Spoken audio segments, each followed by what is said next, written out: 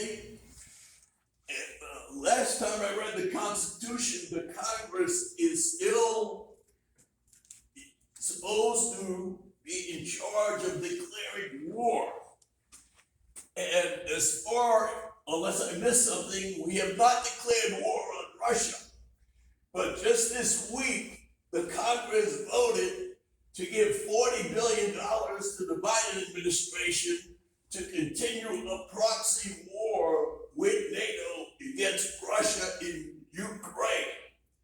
Now, we have had continuous wars for the last 20 years, and my Republican opponent, Captain Wesley Hunt, is running on his record in Operation Iraqi Freedom, which was a total failure based on fraud.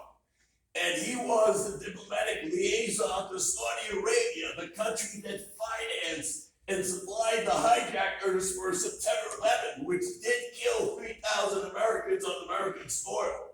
Now, there has to be at least one independent voice in the Congress to say no to nuclear war, because this time we're not facing an opponent with just a few missiles. We're facing the second greatest nuclear power in the world.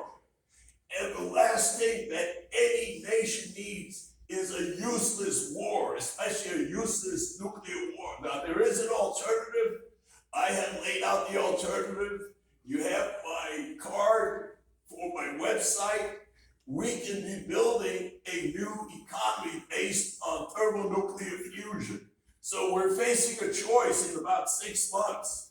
Are we going to have thermonuclear war, which would be the last war in history, if there's anyone left to write history, or we could have thermonuclear fusion, which would solve all of our energy problems and would give us a future so that we could colonize not only the moon, but Mars, and give our children and grandchildren a future.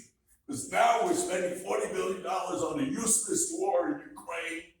We can't even afford to have formula for the weakest citizens in the United States, our babies. So there has to be an alternative, and I say no to nuclear war.